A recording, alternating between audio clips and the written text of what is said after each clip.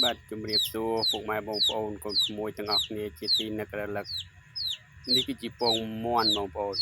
មិនមែនវត្ថុស័ក្តិសិទ្ធិឬក៏វត្ថុអីទេណាបងប្អូននេះពងមាន់ពងមេដំបូង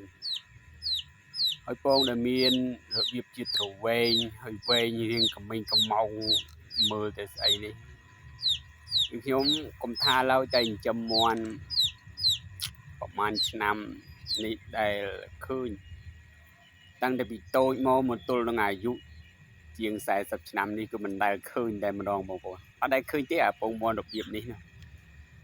ហើយទៅតែឆ្នាំនេះទេដែលបានឃើញជាទូទៅមេដំបងនេះ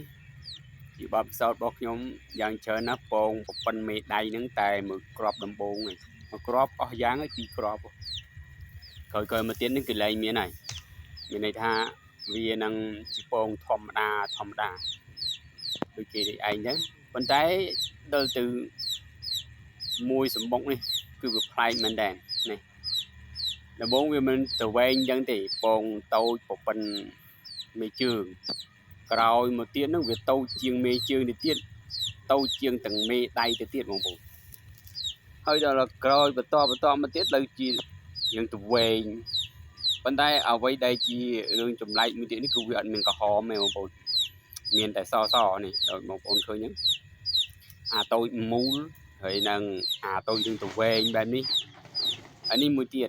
ហើយបងប្អូនកុំគិតថាធំនេះប៉ុនមេដៃចង់តូចជាងមេដៃបងប្អូនមើលទេហើយមិនដែលឃើញទេទើបតែលើកទី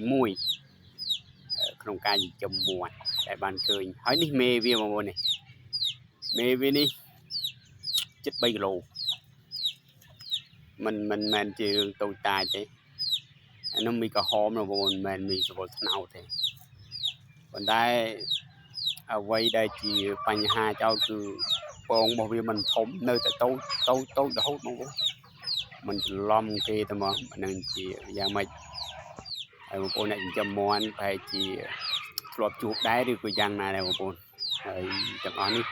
តើវាមកពីបញ្ហាអ្វីដែរហើយបងប្អូនទាំងឡាយណាដែលធ្លាប់ជួបប្រទះអាច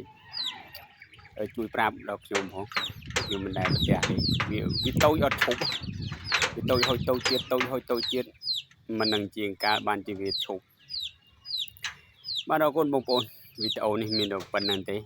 បទពិសោធន៍ចិញ្ចឹមមាន់ហើយជួបនៅកូនមាន់តូចបែបនេះបងប្អូនពងមាន់លាបងប្អូន